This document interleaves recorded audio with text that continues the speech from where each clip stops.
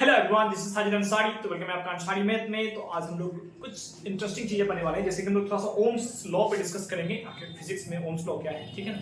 थोड़ा सा proof use के बारे में बात करेंगे। मतलब छोटा सा टॉपिक रहेगा जो कि काफी ज्यादा इंपॉर्टेंट टॉपिक है। मतलब ओम्स लॉ पे बात करेंगे, यानी ओम का नियम जिसको हम लोग बोलते हैं। ये आपका फिजिक्स का टॉपिक है, ठीक है, जो आपका 10th में भी है 12th में भी है, दोनों जगह है। बस समझना है आपको ओम का नियम है क्या, मतलब क्या कहना चाह रहा है इसमें, ठीक है ना। तो फटाफट से कॉपी पेन निकाले, स्टार्ट करते हैं, ठीक है। तो देखिए ओम्स का नियम होता क्या है। तो सबसे पहले इसमें क्या क्या है कि कोई एक सिस्टम लेते फटाफट से, ठीक है, रेजिस्टेंस लगाते हैं, इसमें एक बैटरी भी लगा देते हैं कुछ ऐसा। ये रेजिस्टेंस R है, ये V वोल्ट का कोई बैटरी है, प्लस माइनस साइन है। यहां से क्या किया है कि I करंट पास करें। तो ओम के नियम के अकॉर्डिंग क्या होता है कि जब भी क्या होता है कि जब भी ये कोई सिस्टम है ना, समझ लीजिए एक तरह से विद्युत परिपथ बोल सकते हैं, एक तरह का परिपथ है, ऐसे कह सकते हैं, ठीक है, पूरा सिस्टम। तो इसमें क्या होता है ओम के नियम के अकॉर्डिंग, जब भी धारा प्रवाहित किया जाए, मतलब क्या कहते हैं करंट फ्लो करा रहे हैं, तो करंट जब भी फ्लो होता है तो जितना ज्यादा करंट फ्लो होगा उतना ही ज्यादा वोल्टेज। समझ रहे हैं ओम के नियम के अकॉर्डिंग क्या होता है। इसका आप लोग इक्वेशन देखे ही होंगे, समझे ही होंगे। V is directly proportional to I, यानी V बराबर IR, यानी एक पॉइंट में यानी एक लाइन में कहा जाए तो ओम का नियम यही है, V बराबर IR, या फिर V is directly proportional to I। तो इस V is directly proportional to I का मतलब है कि जितना ज्यादा पोटेंशियल उतना ज्यादा करंट। हिंदी में कहा जाए तो जितना ज्यादा विभव या विभवांतर होगा उतना ज्यादा करंट होगा। मतलब इस परिपथ में हम क्या करेंगे कि जितना ज्यादा करंट देंगे इस सिस्टम में उतना ज्यादा, मतलब क्या हो जाएगा कि उसका वोल्टेज बढ़ जाएगा, ऐसे समझ लीजिए। जितना ज्यादा आप करंट दे रहे हैं उतना ज्यादा विद्युत धारा बढ़ेगा, ये भी समझ सकते हैं, ठीक है ना। इसी से हम लोग क्या करते हैं ओम के नियम को डिफाइन करते हैं। ओम का नियम क्या है, तो इसको अगर हम लोग हिंदी में लिखना चाहें तो बोला जाता है कि अचर ताप पर यानी कांस्टेंट टेम्परेचर पे क्या कर रहे हैं आप, जितना ज्यादा करंट दे रहे हैं, जितना ज्यादा धारा दे रहे हैं, उसमें क्या होती है उतना ही ज्यादा पोटेंशियल आना शुरू हो जाता है, ठीक है। तो ये आपका ओम का नियम है, ठीक है। इसको अगर डिफाइन करना चाहें तो ऐसे बोल सकते हैं, लिख देते हैं डेफिनेशन। बहुत सब लोगों को दिक्कत होती है कि ये हर साल ही पूछा जाता है, 10th 12th का, समझ लीजिए इंपॉर्टेंट टॉपिक। तो लिखा जाता है कि अचर ताप पर यानी कांस्टेंट टेम्परेचर प्रवाहित विद्युत धारा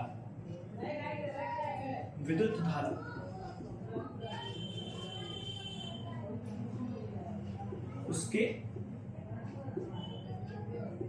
सिरों के बीच विभवांतर के समानुपाती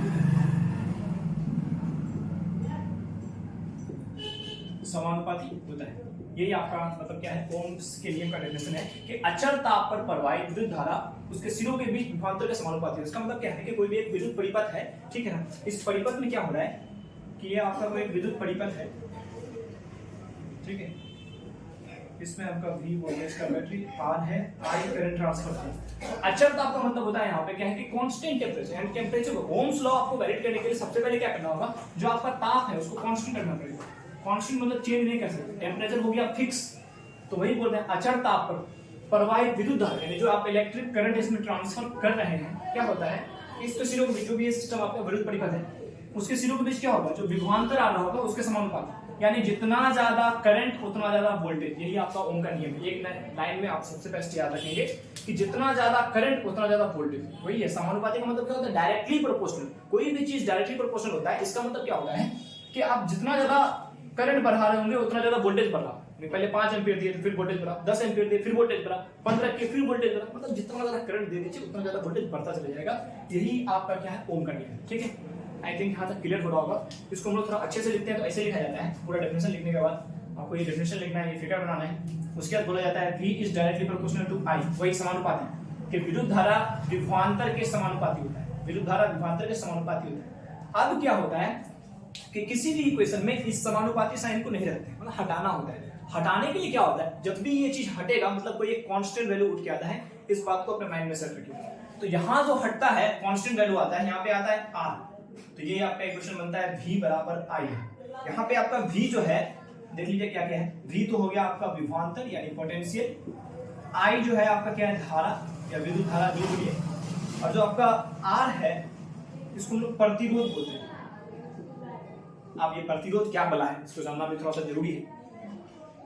तो यहाँ के लिए क्या होता है, एक कांस्टेंट की तरह काम करता है, मतलब समझ लीजिए इस इक्वेशन के लिए प्रतिरोध क्या है, एक कांस्टेंट वैल्यू, ठीक है ना। एक और चीज बताते हैं, प्रतिरोध एक्चुअल में क्या है। अगर कोई जानना चाहे कि सर प्रतिरोध क्या होता है, तो प्रतिरोध को थोड़ा सा समझ सकते हैं आप, बस एक लाइन में, ठीक है। इसका सिंबल आपका ये होता है, देखे ही होंगे आप, ठीक है। इसका मात्रक के बारे में बताएंगे, पहले इसको समझ लीजिए प्रतिरोध क्या है। तो सपोज दैट ये एक छड़ी है ना, ये देख लीजिए, ठीक है। एज अ फील कीजिए कि एक वायर लेते हैं, सपोज दैट ये कोई एक वायर है, ठीक है। इसमें क्या होता है कि इसको प्लग में लेके जाएंगे, ठीक है ना, समझिए कोई एक वायर है, ठीक है ना। यहाँ के इसको जाकर के लगा दिया मेन सिस्टम, तो यहाँ से क्या होगा कि इधर से आपका इलेक्ट्रॉन आना शुरू होगा, मतलब आवेश आना शुरू होगा, मतलब करंट आना शुरू होगा एक्चुअली। मतलब इधर समझ लीजिए ये डायरेक्शन ये है ना, तो इस वाले से इधर डायरेक्शन है, इस समझ सकते हैं कि मेरा हाथ पे जो है ना इधर से इधर जा रहा है, ऐसे समझ लीजिए, ठीक है ना, कि इधर से इधर फ्लो हो रहा है आपका इलेक्ट्रॉन। इलेक्ट्रॉन मतलब क्या हो गया, आवेश। आवेश मतलब वही होता है विद्युत धारा, सीधा सीधी बात वही है। कोई भी पूछे कि आवेश मतलब क्या, चार्ज। चार्ज मतलब क्या, उसमें इलेक्ट्रॉन से फ्लो हो रहा है, ठीक है। तो इसका डायरेक्शन लोग मान रहे हैं कि मेरे लेफ्ट हैंड से राइट हैंड की ओर जो है विद्युत धारा का डायरेक्शन है। तो क्या कर रहा है, जैसे इधर करंट आ रहा होता है तो इसको क्या करता है कि इस डायरेक्शन से, समझ लीजिए करंट आ रहा है इधर से, इस डायरेक्शन से क्या करता है, अपोज करने का काम जो है वो प्रतिरोध करता है। यानी किसी भी विद्युत परिपथ में जिस डायरेक्शन से करंट आ रहा होता है उसको अपोज करने का काम, मतलब भाने का, समझ लीजिए कि तुम यहां से निकलो, ऐसा वाला सिस्टम समझ लीजिए कि ऐसा कुछ हो रहा है। आप देख सकते हैं इधर से कोई एक करंट फ्लो कर रहा है, ऐसे इस डायरेक्शन में आई का फ्लो है। तो प्रतिरोध जो है इस डायरेक्शन से उसको रोकने का काम करेगा, ये अपोज करने का काम करेगा, मतलब ये डायरेक्शन प्रतिरोध का है। तो इसको ऐसे डिफाइन किया जाता है कि प्रतिरोध क्या है, तो किसी भी विद्युत परिपथ में जो विद्युत धारा आ रही होती है उसको अपोज करने का काम करता है प्रतिरोध। क्लियर हो गया होगा। इसी प्रतिरोध का जो एसआई मात्रक है उसको हम लोग ओम बोलते हैं, ठीक है, इसी से रिलेटेड है टॉपिक, ठीक है। तो एक बार और हम आपको क्लियर करा देते हैं सिंपल में। ओम्स लॉ क्या है, तो किसी भी कांस्टेंट टेम्परेचर पे यानी कि अचल ताप पर, ठीक है, उसमें जितना ज्यादा धारा देंगे, जितना ज्यादा आप पोटेंशियल मतलब धारा बोल रहे हैं, हाँ इलेक्ट्रिक करंट देंगे, उतना ही ज्यादा उसमें क्या होगा, विभवांतर यानी कि पोटेंशियल आना शुरू होगा। यानी जितना ज्यादा इलेक्ट्रिक करंट उतना ज्यादा वोल्टेज, यही आपका क्या है, ओम्स लॉ है, ठीक है। क्लियर हो गया होगा। तो ये 2 नंबर में इतना कर सकते हैं। अब यही क्वेश्चन अगर मान लीजिए सपोज दैट 5 नंबर में आता है, ठीक है, तो क्या करेंगे, तो 5 नंबर में आएगा तो पहले आपकी डेफिनेशन दिखाइए क्या है, ये फिगर बनाइए, इतना शो करिए, हो गया। अब इसमें एक फॉर्मूला होता है, आई थिंक याद लिख लीजिए फटाफट से, उसको हम आपको आगे बताते हैं, ठीक है। प्रतिरोध भी समझ गए हो गए होंगे, क्या होता है कि किसी भी विद्युत परिपथ में क्या करता है, विद्युत धारा के डायरेक्शन को अपोज करने का काम वही आपका प्रतिरोध करता है, ठीक है। आगे देखिए,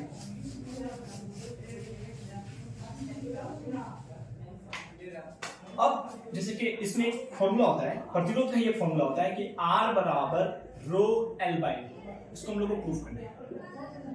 इस फॉर्मूला को क्या करना है, हम लोग को प्रूफ करना है, ठीक है। तो इसको प्रूफ कैसे करते हैं समझ लीजिए, ठीक है। उतना तो दिखाएंगे, अब इसके बाद इसको किया जाता है। तो यहाँ पे माना जाता है, यहाँ पे आपका R जो है आपका पता है प्रतिरोध है, L क्या है, जैसे कोई एक कंडक्टर लेते हैं ना, सपोज दैट कोई एक कंडक्टर है, सब कुछ मान लीजिए एग्जांपल के लिए लेते हैं, ठीक है। कोई एक कंडक्टर है जिसका लेंथ मान लीजिए L है, इसमें इसका एरिया कुछ A है, और इसका क्या है, कुछ एक रो जो है ना कोई कांस्टेंट वैल्यू होता है इसका, कुछ समझ लीजिए उसको कांस्टेंट ही समझ के चलिए अभी के टाइम पे, ठीक है, कि कोई एक कांस्टेंट वैल्यू यहाँ पे, ठीक है। इसको एक्चुअल में ना रेजिस्टिविटी बोलते हैं, ठीक है ना, प्रतिरोधकता ऐसे समझ लीजिए, इसको प्रतिरोधकता बोलते हैं। इसको इस रो जो है ना इसको प्रतिरोधकता, आपको बता देते हैं थोड़ा सा इसके बारे में, वरना कंफ्यूजन हो जाएगा।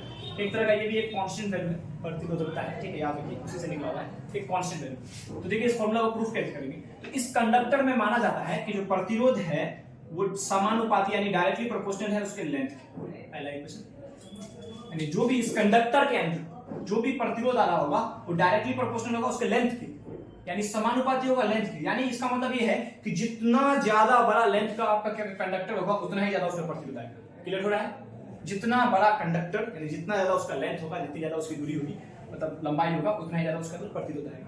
पहला क्लियर हो गया, लिख सकते हैं इसको कि प्रतिरोध जो होता है वो लंबाई के, किसी भी चालक के लंबाई के समानुपाती। अगला प्रतिरोध का जो रिलेशन इसके एरिया के साथ होता है वो इनवर्सली प्रोपोर्शनल का होता है, यानी 1/a का होता है। अब ये क्या वाला है, तो इसका इनवर्सली प्रोपोर्शनल का मतलब होता है कि जब भी आप क्या करेंगे कि एरिया अगर बढ़ रहा होगा तो ये वैल्यू घट रहा होगा। इसको हम लोग व्युत्क्रमानुपाती बोलते हैं हिंदी में, और इंग्लिश में हम लोग बोलते हैं इनवर्सली प्रोपोर्शनल बोलते हैं, ठीक है। इनवर्सली डायरेक्टली प्रोपोर्शनल का मतलब हो गया 10 अगर इसमें बना रहे तो 10 इसमें बढ़ रहा है, लेकिन इन्वर्सली प्रोपोर्शनल का मतलब क्या होता है कि एक बढ़ेगा तो एक घटेगा। सपोज दैट एरिया अगर बढ़ा दिए तो आपका प्रतिरोध घट जाएगा, या एरिया घटा दिए तो प्रतिरोध बढ़ जाएगा। समझ रहे हैं? मतलब उल्टा का रिलेशन चल रहा है, यानी 10 बनाएंगे 10 घटेगा, 20 बनाएंगे 20 घटेगा, 20 घटाएंगे 20 बढ़ जाएगा। तो इस तरह उल्टा रिलेशन चल रहा है। ठीक है, तो इक्वेशन नंबर 2। अब क्या कीजिए, दोनों को समीकरण एक दूसरे कर लीजिएगा। देखिए दोनों में r कॉमन है, रख दिए, समानुपाती, ऊपर में l है नीचे में a, यहाँ तक कोई दिक्कत नहीं। अभी जस्ट आपको हम सिखाए थे कि b is directly proportional to i, तो समानुपाती साइन को हटा देते हैं, कभी भी रखते नहीं इक्वेशन में, मतलब वो दिक्कत देता है, कभी रखना ही नहीं चाहिए, बराबर में लिखना। तो यहाँ से जो ये समानुपाती का साइन हटेगा तो यहाँ से कांस्टेंट वैल्यू उठ जाएगा, यही आपका रो यानी प्रतिरोध था। यहाँ से बन जाएगा r बराबर रो l बाई, हो गया प्रूफ, यानी r बराबर हो गया आपका रो l बाई a। ये आपका प्रतिरोध का फॉर्मूला है, जिसमें आपका ये क्या क्या है, तो R आपका प्रतिरोध है, ये है आपका प्रतिरोधकता, ठीक है, रेजिस्टिविटी इसको इंग्लिश में बोलते हैं। आपका ये लंबाई हो गया चालक का, और ये हो गया एरिया। ठीक है, आप इसको शो करिए, फिर आगे बढ़ते हैं, थोड़ा बहुत बताते हैं। ठीक,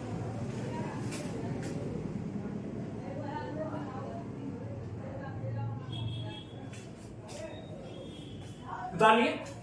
तो फाइनली आपको समझ में आ गया होगा ओम का नियम क्या है, इतना ही हम लोग रखते हैं ओम के नियम में, आपको बस इतना ही याद रखना है। देखिए एक लाइन में ओम का नियम अगर याद रखना है तो क्या है कि किसी भी कंडक्टर के अंदर, या फिर ऐसे समझ लीजिए किसी भी आपके सिस्टम के अंदर, या फिर विद्युत परिपथ के अंदर, ये भी बोल सकते हैं, तो किसी भी विद्युत परिपथ के अंदर क्या होता है कि आप जितना ज्यादा इलेक्ट्रिक करंट देंगे उसमें उतना ज्यादा वोल्टेज आएगा। क्लियर है? यही आपका ओम का नियम है। तो वहां से आपको बस एक लाइन में क्या याद रखना है, V बराबर आई आर, ये तो फॉर्मूला है, और एक प्रतिरोध का जो फॉर्मूला है R बराबर रो L बाय A। ठीक है, R जो प्रतिरोध, रो हो गया आपका कोई कांस्टेंट या प्रतिरोधकता, रेजिस्टिविटी, L हो गया लंबाई, A हो गया क्षेत्र। तो यही आपका क्या है, ओम का नियम है। तो उतारिए फटाफट से इसको। ठीक है, उतार लिए होंगे। ठीक है, तो ओम का नियम अगर समझ आया हो तो फटाफट से कमेंट जरूर कीजिएगा। ठीक है, मिलते हैं हम लोग नेक्स्ट वीडियो में, तो तब तक के लिए जुड़े आंसर में। ठीक है।